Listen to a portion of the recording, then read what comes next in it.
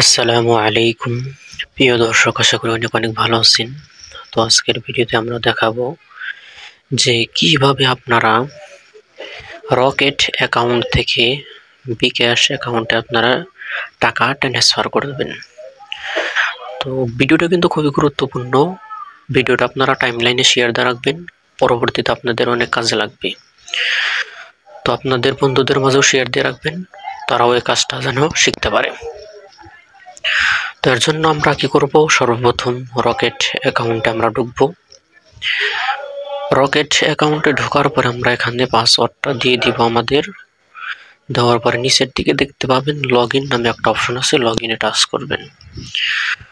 লগইনে click করে দেওয়ার সাথে সাথে আপনারা এরকম একটা অপশন দেখতে পাবেন। তো এখানে আপনারা দেখতে পাবেন ফান্ড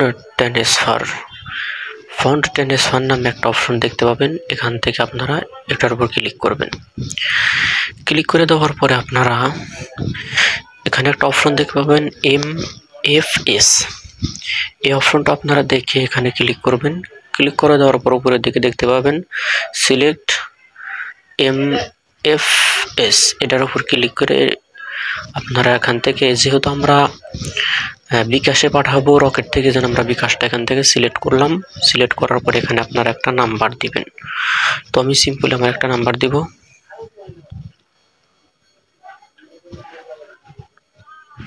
দেওয়ার পর নিচের দিকে আপনারা ট্রানজ্যাকশন দিতে পারেন, অথবা না দিলে নাও দিতে পারেন। এরপরে অ্যামাউন্ট, তো আমার রকেট অ্যাকাউন্টে টাকা কম আছে, তাই আমি এখান থেকে 14 টাকা দিব। নিচের দিকে দেখতে পাবেন নেক্সট বাটন আছে, তোমরা এই নেক্সট বাটনের উপর একটা ক্লিক করব। ক্লিক করে দেওয়ার পর এরকম একটা অপশন চলে আসবে। তো এখানে আপনারা আপনাদের রকেট অ্যাকাউন্টের পাসওয়ার্ডটা দিয়ে দিবেন। তো আমি পাসওয়ার্ডটা দিলাম। দেওয়ার পর এখানে আপনারা চাপ দিয়ে ধরে থাকবেন। ধরে থাকার পর আপনার ব্যালেন্সটা এখন ট্রান্সফার হবে।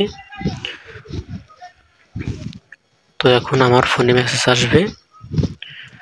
তো এইভাবে চাইলেই কিন্তু আপনারা দেখেন, এই যে 14 টাকা ট্রান্সফার হয়েছে, আমার বিকাশ অ্যাকাউন্টে ট্রান্সফার হয়েছে।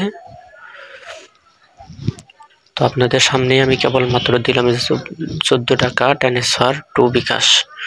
দেখতে পাচ্ছেন আপনারা, যেখানে 90 নাম্বার থেকে।